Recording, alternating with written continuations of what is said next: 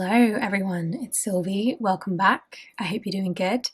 So today's video is going to be the one deck gone wild tag that's been going around because I am feeling tired, I am feeling uninspired, and this just looks like a really fun tag and has given me a great opportunity to pull out one of my most fun decks. So that's what we're going to do, but let's just get straight into it. This is going to be very lighthearted, not super serious. So the first prompt is, why did you pick this deck? So the deck that I picked, which I feel is key information, the deck that I picked is the Eldritch Overload Tarot.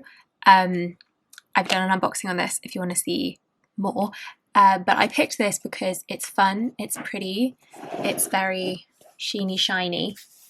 Let's look at some cards, shall we? Like I said, I'm feeling a bit blah, and so I thought my most fun, shiny, holographic, beautiful tarot deck for this fun tag seemed like a good idea. So, favourite set of minors. I have two. The first one is the nines, which I really like in this deck. Mainly because I think my camera angle is like seriously off today, so I don't know how well you can see all of those, but I really like the nines. I don't usually have too many feelings about the nines in any tarot deck, but I just really like these. I especially like the Nine of Wands in this. I think, it shows the Nine of Wands really well. I think she looks very like badass and defensive. The Nine of Pentacles I also really like in this deck too, although it's coins in this deck. But yeah, the nines, and then also I really like the threes. I think I maybe like the threes more than the nines.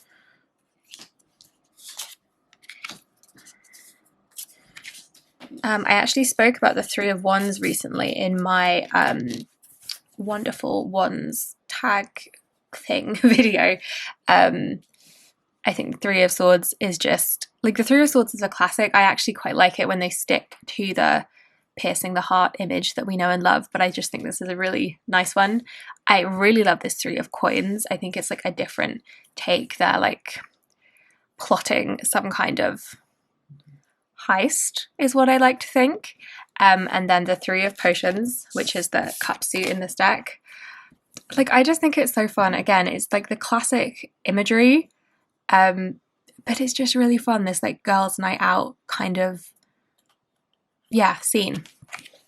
So yes, your favorite representation of the color blue is the next prompt that I went for, and it's in this one. It's in the sun. So as you can tell, there's a lot of blue in this deck, but this is the only card that has this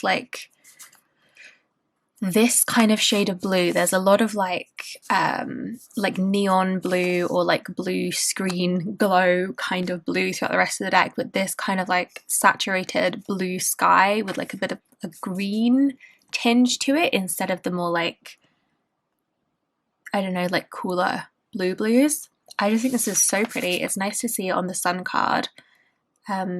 So yeah, that's my favorite blue in the deck. The next prompt that I wanted to answer is your favorite representation of a card that you choose, and for me it is this Three of Coins that I just spoke about. I just think it's really clever. I just like the take on it. It shows that kind of collaboration, but I guess in this it's more like for personal gain rather than the greater good. But yeah, I just like it. I just think it's a fun take. I think it shows the like energy of the card really well. It is that kind of teamwork, collaboration coming together. Yeah, I'm not sure what this says. Rotating guard shift. So yeah, they're planning some kind of, I don't know, heist, theft, criminal activity of some sort. I don't know. It's just fun. I'm going to say that a lot about this deck, so apologies for repeating myself, as I will no doubt do. Favorite animal that's represented, that is in this Queen of Coins. Ooh. These bunnies, these little like unicorn bunnies, how fun, how cute. Just, I love them so much. I love to see the bunnies on the Queen of Coins, Queen of Pentacle card, and they're just great. They're just my favorite ones. There's a lot of really fun animals throughout this deck. It's this kind of cyberpunk fantasy, so there's a lot of like fantastical animals and like human animal hybrid type creature people things. But yeah, it's the unicorn bunnies. They're just too cute. The next question that I picked, I thought was a really fun one. So it's, what is this deck's favourite book? And I went for an author because I can't make that kind of decision. This deck definitely likes Becky Chambers. So I have here A Closed and Common Orbit, which is my favourite book from her Wayfarers series, and also A Psalm for the Wild Built, which is the first book in a new novella series that she's writing. The first two have been published.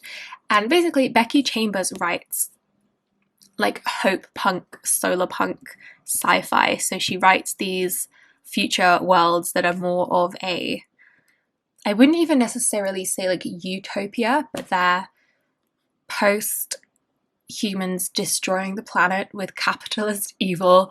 But it's this like future world where we're living with other species, we're living out in the wider universe, and everyone's kind of just like nice to each other, and it's that like hope punk, solar punk vibe. And I think that this deck, because like I said, this deck is this like cyberpunk kind of capitalist hellscape, but because it's so vibrant, I feel like this deck still has, I feel like it would really like this. It's this kind of antithesis to this like capitalist nightmare, but because this deck is so vibrant and so fun, I feel like it would lean into the hope punk of Becky Chambers. So that was my rationale for this. I just think it makes sense. Something you would change about the deck.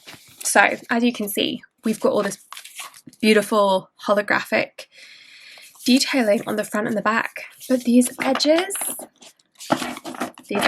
naked, barren, boring. I would give this deck holographic edging, or even just like purple plain edges. I would edge this deck. If I could change one thing about this deck, it would have a holographic edges. But as that's not something I can do, I'm probably just going to colour them purple. But yeah, that's what I would change about this deck. I just think it would finish it off so nicely. So, which card would you hang in a room of your house? I thought this was fun.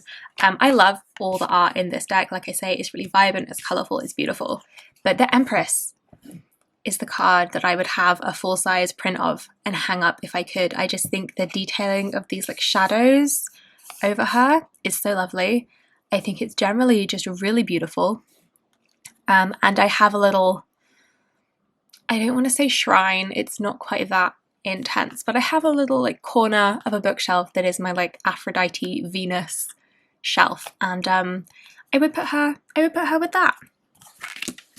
So yeah, something that sets this deck apart. Okay, so this is the only deck I have come across that has, as you can see in the codex, as it says here, 5e compatible sourcebook. This has like a whole D&D compatible module. For the world this deck is set in, you could build an adventuring party and you can have a fun old Dungeons and Dragons time. I haven't yet played with it in that sense. This is the Hierophant card, which I think is coming up in a later prompt. But yeah, it's so cool, it's so inventive, it's so much fun, it adds so much to the like experience of reading this deck if you do get the codex. It's, again, fun. If the deck had a superpower, what would it be? And for whatever reason, the superpower that comes to mind is like telekinesis. I feel like I should say something techie, like, I don't know, it's magically good at hacking computers or whatever, but I feel like it would move shit with its mind. That is what springs to mind for this deck as for having superpowers. So that is the answer you're getting. If this deck had its own collection, what would it collect? And I feel like this deck for sure is collecting like retro video games and retro gaming consoles. Like it just is. That's what I've decided. What is the deck's signature or favourite scent? And I feel like it's wearing something like really sugary, like really sweet, quite synthetic, quite strong, but like sugary. Who is the deck in love with? I thought this was a really cute question. And I figured this deck is for sure into anyone who is super enthusiastic about like technological change, and like the good that technology can do, which again feels a little bit like counterintuitive for this cyberpunk dystopia, but it's such a beautiful deck. It's such a vibrant deck. I feel like if this deck was a person, it would be somebody who still really believes in like the positive transformative power of like technology and that kind of progress. Like this deck for sure has not given up. It's that like solar punk, hope punk vibe again. So that's the kind of person this deck is in love with. How old does this deck believe it is? I feel like this deck is like 25, 26. Again, I don't know why. This is not a serious tag. This is just vibes. It feels like it's younger than me, but it's spent like a few years like being an adult. Not that any of us, I think, ever really feel like adults, but like it's spent like a little bit of time being an adult, but it is younger than me, and I feel like it's like mid-20s for sure. Okay, most and least favorite card. Again, this is just vibes, no real rationale. My favorite card for prettiness is the King of Potions, the King of Cups. I just mean, just look at how gorgeous. And she's on this like crab thing. I don't know, because there's not a lot of water in this deck. So like the cups is the potions suit. But she's got this like mech crab thing going on. Yeah, so that's my favorite. And then my least favorite is the Eight of Wands, because the Eight of Wands is often a boring card, and this is just so uninspired. I'm sorry, but like it's just a very boring Eight of Wands, and therefore my least favorite, because the only thing that even sets it in this world is the fact that this is like a neon sign, and yeah, it's just a little bit uninspired. So next question. Which card in the deck do you feel most represents you right now? It's the World.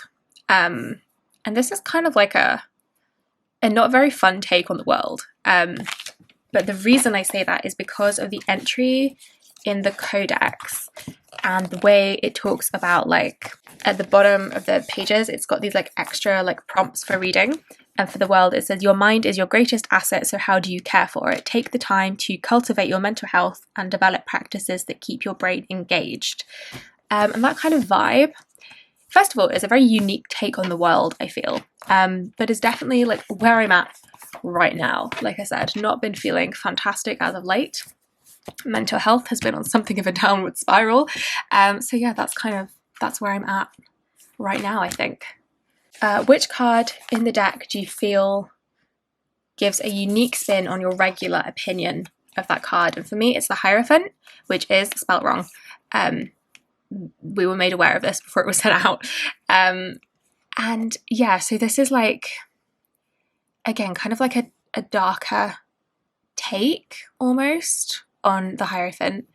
And again, looking at the like in-world description, it's this like warlock kind of relationship almost. So like, I don't know, it's just, I think it's a really fun take on the Hierophant, because the Hierophant I think is a card that a lot of people do have some issue with. Like it's often like dogma, it's that like structured, but structured in like a restrictive way, religious organization, or if you don't read it as a religious thing, it's that like restriction of like information, restricted flow of information, and the way that you learn information.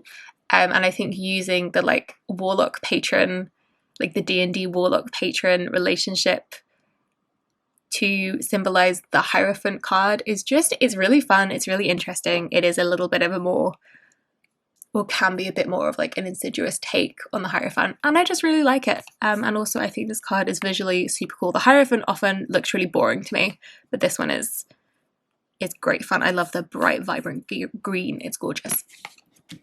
Okay, I think I've only got 2 more questions. left. So which cards in the deck make you laugh? And I'm sorry to this crow guy, but it's the Ten of Wands.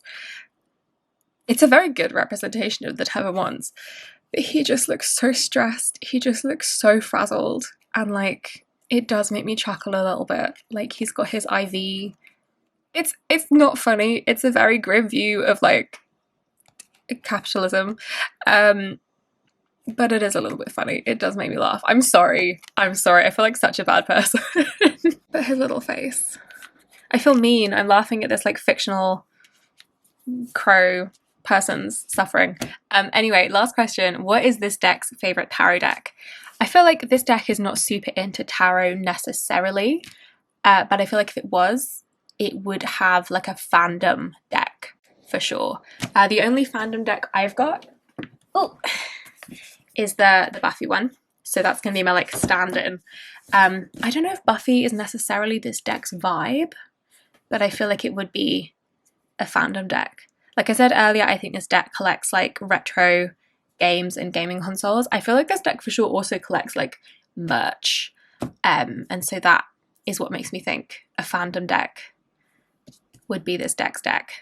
I've said deck too many times. Maybe like a retro like sci-fi show, like Star Trek, or like a Doctor Who deck. Am I just saying that because I want a Doctor Who deck? Is there a Doctor Who deck? Does that exist? If not, I want it to. I'm getting fully sidetracked at this point. And that is the last question that I think I'm answering for this tag. So I'm going to leave it there. This was super fun. I got to play with my Eldritch Overload a little bit more, which is great because this is in my spring tarot TBR. And I feel like I've not really played with it enough so far this spring, so this was a really good excuse to dig it back out. And I'm rambling once again. So that is that from me for this tag. I hope that you've enjoyed. Thank you very much for watching. I will obviously link below. I think, like I said, it was a community built tag, but I think it's Rose Honey Ritual who's got a playlist of all of these. So I will link all the relevant links below. Yeah, that is it from me. Thank you very much for watching, and I will see you in the next one. Bye-bye.